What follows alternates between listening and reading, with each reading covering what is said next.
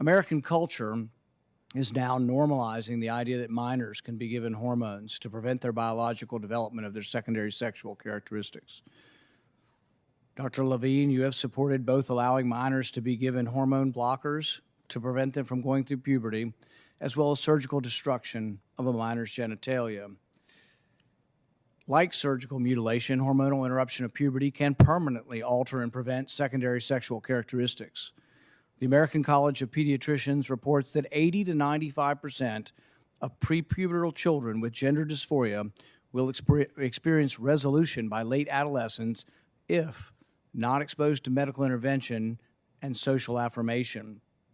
Dr. Levine, do you believe that minors are capable of making such a life-changing decision as changing one's sex? My name is Elle. I am a female to male to female detransitioner. I recently detransitioned, probably like a month and a half ago, and I've been actively living detransitioned into a woman for like 2 days now. My name is Jack, and I am a female to male to female detransitioner. So let's be a little more specific since you evaded the question. Do you support the government intervening to override the parent's consent to give a child puberty blockers, cross-sex hormones, and/or amputation surgery of breasts and genitalia? You have said that you're willing to accelerate the protocols for street kids. I'm alarmed that poor kids with no parents who are homeless and distraught, you would just go through this and allow that to happen to a minor. I would hope that you would have compassion for Kira Bell, who's a 23-year-old girl who was confused with her identity. At 14, she read on the internet about something about transsexual. She thought, well, maybe that's what I am. She ended up getting these puberty blockers, cross-sex hormones. She had her breasts amputated. But here's what ultimately she says now. And this is a very insightful decision from someone who made a mistake but was led to believe this was a good thing by the medical community. I made a brash decision as a teenager, as a lot of teenagers do, trying to find confidence and happiness, except now the rest of my life will be negatively affected, she said, adding that the medicalized gender transitioning was a very temporary, superficial fix for a very complex identity issue. What I'm alarmed at is that you're not willing to say absolutely minors shouldn't be making decisions to amputate their breast or to amputate their genitalia. Imagine how many girls have felt uncomfortable in their female bodies before growing into them and becoming strong, confident women who are happy with themselves. This is how it used to be before dysphoria was medicalized, before women were told they could become men. Medical professionals attributed my dysphoria to an innate identity. The internet encouraged this. My parents didn't know how to respond, assuming that therapists and doctors would know better than to let a 16-year-old make the wrong life-altering decisions. When you go into Planned Parenthood, at least for me, I went in and I signed like a little consent form. They didn't really ask me any questions, and they took a blood draw, and then I scheduled to come back for 2 weeks later after the lab results had come in and get my prescription. That was it. So my opinion first on all of that. I mean, it must be nice to just be able to walk in and finally, just say, hey, I want to start hormones now, and then just kind of kick that off. Although I will say that, I mean, with the whole just giving hormones to whoever walks in the door, I mean, I don't think is necessarily a good thing. I'm alarmed that you won't say with certainty that minors should not have the ability to make the decision to take hormones that will affect them for the rest of their life. Will you make a more firm decision on whether or not minors should be involved in these decisions? Senator, transgender medicine is a very complex and nuanced field, and if confirmed to the position of Assistant Secretary of Health, I would certainly be pleased to come to your office and talk with you and your staff about the standards of care and the complexity of this field. Let it go into the record that the witness refused to answer the question. I regret my double mastectomy more than I regret going on testosterone. Like, if I had gone on testosterone and never had a double mastectomy, I feel like I could almost reverse all of the effects because, my voice will always be deeper and I'll always have the body hair, but at least I would have still had my whole body. But parts of my body were cut off. And when I look at myself in the mirror, I feel mutilated. And I don't mean that to be dramatic. That's just genuinely how I feel. Like when I see myself naked, it's like when I look at myself from the rib cage down, like the belly button down, I feel like I look like a woman, at least mostly. But when I look at the rest of my body, without my wig on and without my makeup, and when I see my chest, I do feel like I look mutilated, or like I feel like some kind of bad science experiment. People ask me like, do you regret it? I mean, yes, I regret it. I think it's the stupidest thing I've ever done in my life. I got very active in the trans communities on Reddit, on Twitter, and spent most of my time online. Didn't do anything in real life at all. Really, I didn't have any friends. I didn't go to school at that point. So the only people I really talked to on a daily basis were the people that I talked to online, and that definitely didn't help. I was basically consumed by trans media online. So it's deeply offensive to compare it to genital mutilation, which is not in reality of their own volition. Okay, they do it to very young children. It has no relationship to trans folks at all, who are choosing to be who they actually are. So what Rand Paul is saying is, I don't really believe in freedom. And I don't want you to follow your beliefs. I want you to follow my beliefs. Yeah. My interpretation of my religion says you shouldn't do this. So now I'm going to impose that on you because I never believed in America. I never believed in freedom. I never believed in equality. And I most certainly did not believe in justice. So I'm going to make the decisions for you, and I'm going to impose my religion on you because I think Saudi Arabia has it right. We should be a theocracy where we enforce fundamentalist religion on everyone else. You want to make a decision to be your true self? Rand Paul hates freedom, and he doesn't want you to have that option and be an actual free American. That's just a fact. It's a fact. I mean, like when you go to the doctor and you want to get like a medication for something, they don't just give it to you. Like they want to make sure that you're taking the right thing to help your specific needs. About a year later, I started testosterone. I was 16. I had been going to a therapist who tried to tell me that she didn't want me to transition.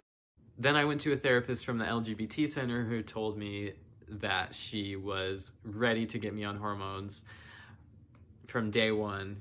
I was able to have a double mastectomy because I had one appointment with a therapist who diagnosed me with gender dysphoria. I saw him one time. I believe I was 16 years old. I could have been 15, but I'm pretty sure I was 16. I don't know. We must have talked for only like 45 minutes or something like that. And he diagnosed me with severe depression. I still have like the diagnosis paper: severe depression, severe anxiety, and gender dysphoria. And that was a piece of paper that allowed me to go on testosterone. And that was a piece of paper that allowed me to have a double mastectomy at 19 years old, 18 years old.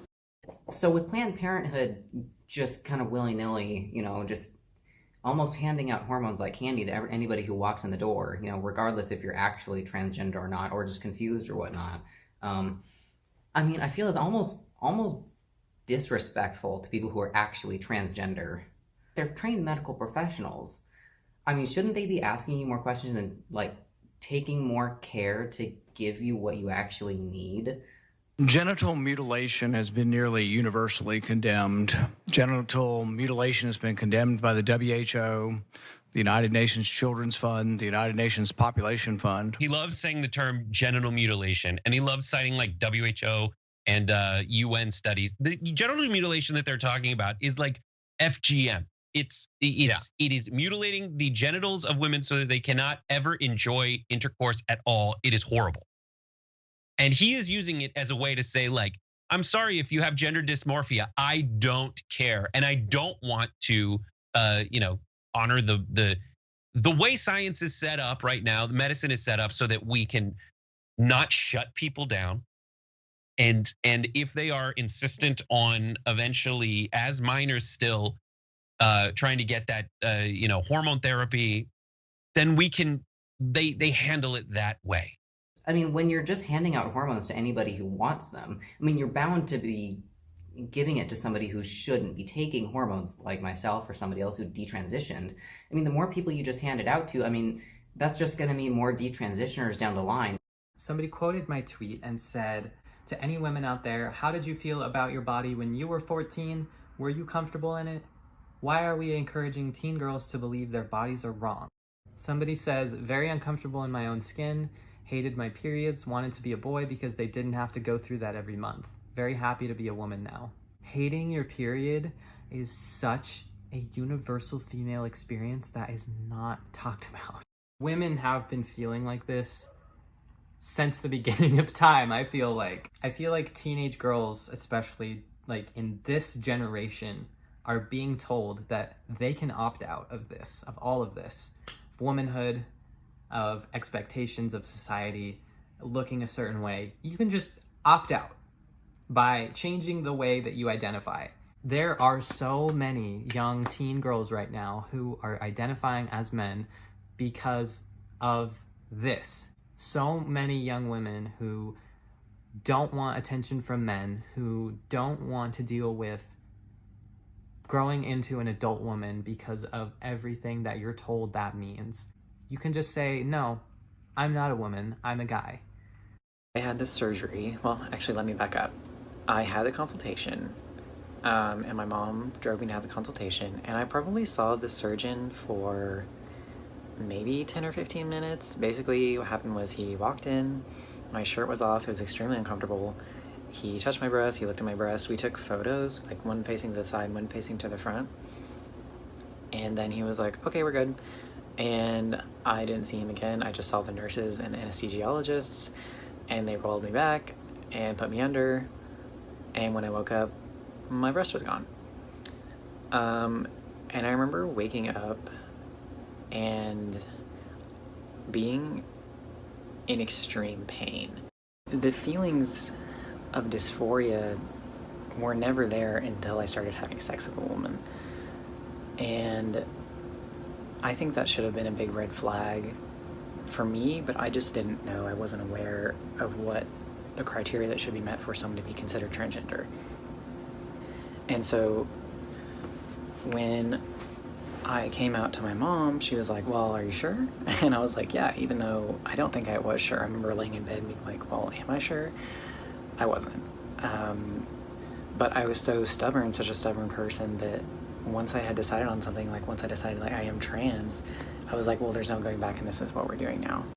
But the thing was, is like I couldn't reach for a plate in the cabinet to feed myself without the pain, or like it was really hard for me to take a shower by myself. Like I really needed someone to help me. And for a little while, like they were willing to help me, but then after some time, you know, maybe like the first week, it kind of seemed like they were really irritated. So I had a really, really difficult time, and I was out of work for 6 weeks, and I could only sleep on my back. And I remember not feeling anything. I did not feel happy about having a double mastectomy. Like, I don't want to say I felt sad about it, but it was more like I didn't feel anything. Eventually I went back to work, but I was still experiencing like a lot of pain, and I basically went immediately back to doing all this physical work because my job was basically like to throw stuff around, and it would hurt me so much. Like I would pick up these 50-pound boxes and like throw these bags of potatoes and stuff, and I would just be in so much pain. Like there was a few times where there was like a center island in the middle of the grocery store where I'd be with some of my coworkers, we'd be like trimming vegetables or something, and I would just be like keeled over on the floor in pain. Like, I'm not a crier, but I was like on the verge of tears because I was like hurting so much, and my coworker was like, "Are you okay? Like, what can I do?" Like, they like didn't know what to do, and I was like, "I'm really sorry. Like, I just had reconstructive surgery. Like, I just need a minute." And I would just be literally huddled in a ball on a concrete floor at my job. And I mean, I think that as a doctor or some like people who are like trained medical professionals, I mean, should be asking more questions instead of just having you walk in, be like, "Hey, I'm transgender, I want to take these," and then them just like, "Here, take your prescription and get out." I mean, it's like, we got our money. Dr. Levine gave the same answers to a barrage of accusations and questions from Senator Paul, who was widely criticized on Twitter. I think he's a terribly misinformed and ill-educated on the subject of transgender medicine and surgery. Dr. Sherman Leese is a world-renowned transgender surgeon who operates in the Philadelphia region. He calls Senator Paul's comments discriminatory. Those remarks have nothing to do with Rachel Levine, who's a highly qualified physician. The people who have reached out to me, especially privately, and told me about their regrets regarding surgery, whether that be a mastectomy or any type of top surgery or hysterectomy or basically like any sex reassignment surgery or cross-sex hormones, like, it made me a lot more upset than I thought it would, and not in like a sadness type of way, but like a very angering type of way. Like, it made me really mad that this has happened to other people, and doctors were just like, "Yeah, I'll take your money and I'll take out your organs." But I mean, of course, hindsight, because I mean, back when I wanted to take hormones, I mean, I thought Planned Parenthood, oh my God, this is like a godsend. I mean, I don't have to go, because I didn't want to talk to a therapist. I mean, so I don't have to jump through any hoops. I don't have to do anything. I just walked in and got it. And yes, that's on me for not knowing what I wanted to do. But I also feel like if it wasn't just as easy as just walking in and signing a form for something that permanently changes your body for essentially the rest of your life in some aspects, I think, like, if it wouldn't have been so easy for me to just walk in, I don't think I probably would have transitioned, because I think the longer I would have thought about it and given it more time to think and given it more consideration, I think it may have played a part and may have influenced me transitioning at all. If it just wasn't so easy just to willy-nilly on impulse just go and decide to take hormones.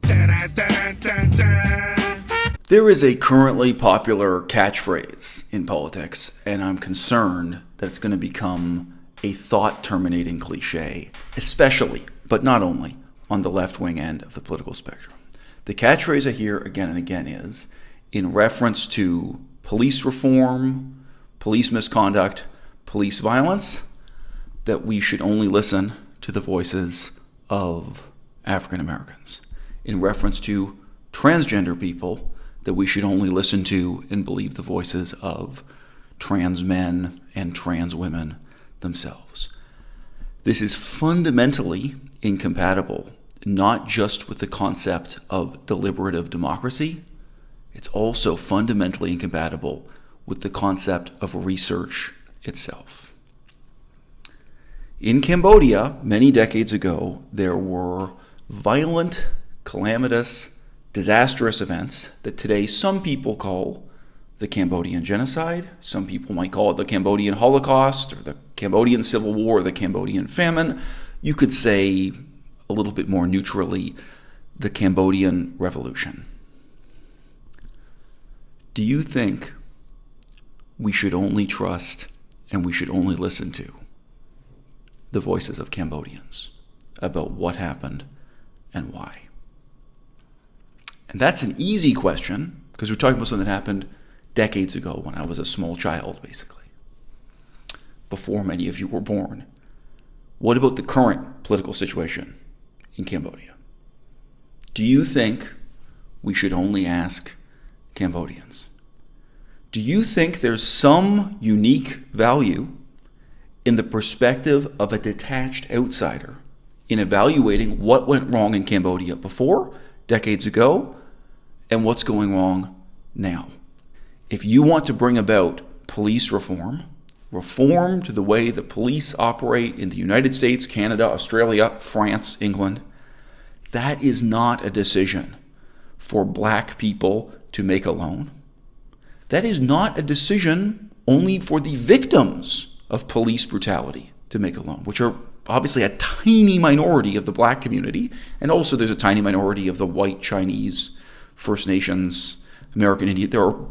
If you just gather together every person who had proven in court that they were the victim of police brutality or police harassment, I don't know how many thousands or tens of thousands you get, but then you'd have a very small minority. And guess what? They shouldn't make the decision. They shouldn't write the legislation either.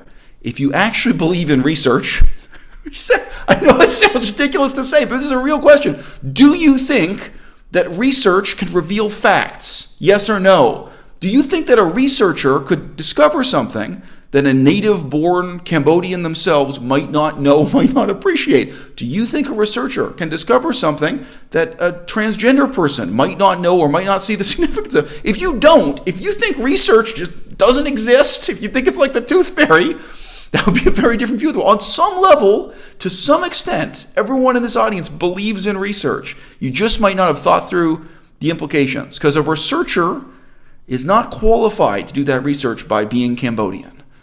A researcher is not qualified to do that research because they're black.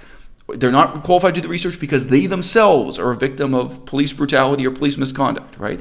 You're qualified to be a researcher precisely by having the detached outsider's perspective, having the integrity, the commitment to the truth, and so on, that being a researcher entails.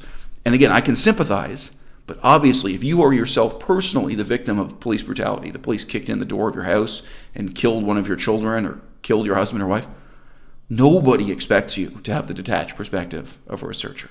And nobody expects you to write the legislation, to come up with a new plan for what is the best decision, not just for the police and not just for the victims and not just for black people, but for all of us as a society, right? So there's a certain set of beliefs that include beliefs about research in terms of what deliberative democracy means, not just in its process, but in its outcomes. If you really think it's inappropriate for a detached outsider to have a perspective on and to be advocating new laws and new policies on the hormone replacing therapy, the drugs given to transgender people, riddle me this.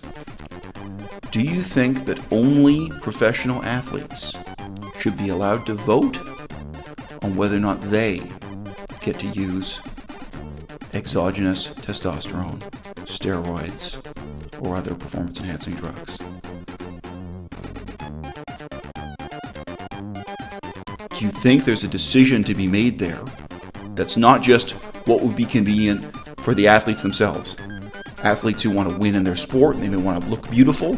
Not all of them may be athletes. Some people may be using steroids because they want to be in pornography, they want to be models, they want to be actors, they want to be in the movies. Those people, they may make one decision, what's good for them, right? But you and I, right now, if you believe in deliberative democracy, if you believe in research, there's the possibility that we might know something, we might learn something through investigation where we have to make a decision as for what's best for all of us as a society moving forward.